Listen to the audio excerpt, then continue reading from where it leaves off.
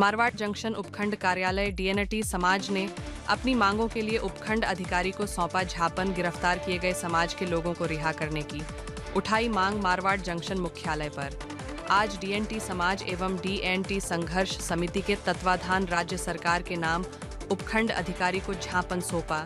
ज्ञापन में बताया कि 5 दिसंबर 2025 को सरकार और डीएनटी संघर्ष समिति के बीच हुई वार्ता के अनुसार बालराई में डीएनटी समाज के विरोध प्रदर्शन में 78 लोगों के खिलाफ मुकदमे वापस लेने पर सहमति बनी थी, किंतु सरकार ने वार्ता को असफल बताकर डीएनटी समुदाय के साथ विश्वासघात किया। सरकार ने इस आंदोलन में शामिल 6 लोगों को 17 जनवरी को गिरफ्तार किया। सरकार की दमनकारी नीति निंदनीय है। गिरफ्तार किए गए सभी लोगों को तुरंत रिहा किया जाए और सभी 78 लोगों के खिलाफ मुकदमे वापस लिए जाए, नहीं तो आगामी दिनों में उग्र आंदोलन किया जाएगा और मुख्य हाईवे फिर से जाम कर विरोध प्रदर्शन किया जाएगा, जिसकी प्रशासन की जिम्मेदारी होगी। बोलो।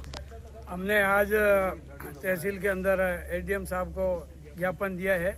हमारे खास करके जो आंदोलन पहले से शुरुआत में है और जो मांगों सरकार के प्रति जो मांग कर रहे हैं वो अभी तक उसका निर्णय हुआ नहीं है और जो 6 आदमी अभी तक बंद है जेल में, उसको पहले हमारा निवेदन है कि उसको रिहा करें और अगर कोई नहीं हुआ तो ये आंदोलन और भी बढ़ने वाला है और सरकार को बहुत तकलीफ आने वाली है।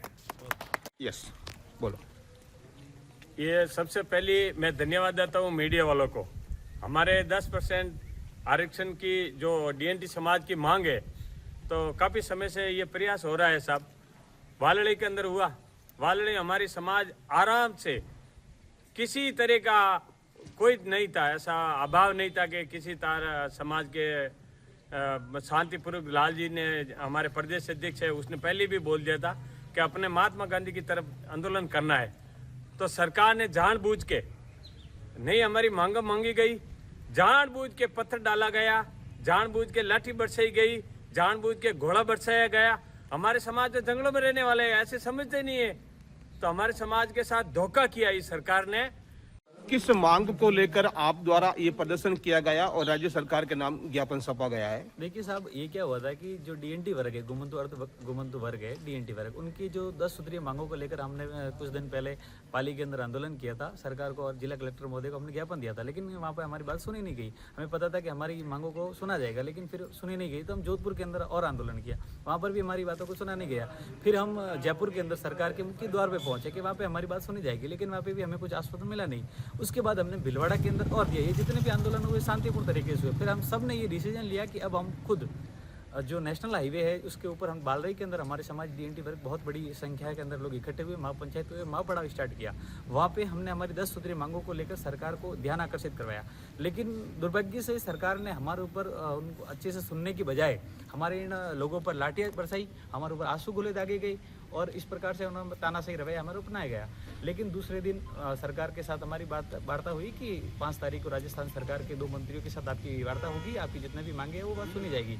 लेकिन जैसे 5 तारीख को हमारी जो मीटिंग हुई जयपुर के अंदर, वहाँ हमारी मुख्य मांग ये थी कि जो बालराई आंदोलन हुआ था उसमें 78 लोगों पर 78 लोगों पे मुकदमे दर्ज कर दिए गए थे।